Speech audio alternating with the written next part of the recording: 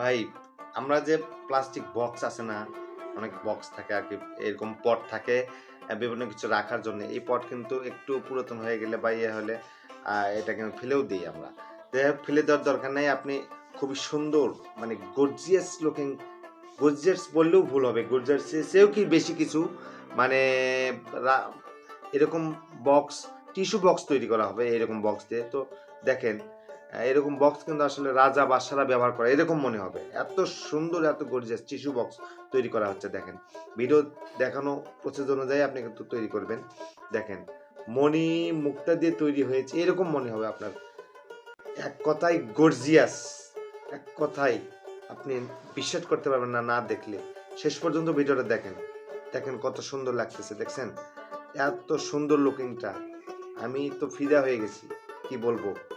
যাই হোক ভিডিওটা ভালো লাগলে অবশ্যই লাইক, কমেন্ট, শেয়ার করে দিবেন এবং অন্যকে দেখার সুযোগ করে দিবেন। আর আমার চ্যানেলটাকে সাবস্ক্রাইব করে রাখবেন। এরকম ভিডিও যেন আপনার আ নোটিফিকেশনে পৌঁছে দেয় খুব দ্রুত।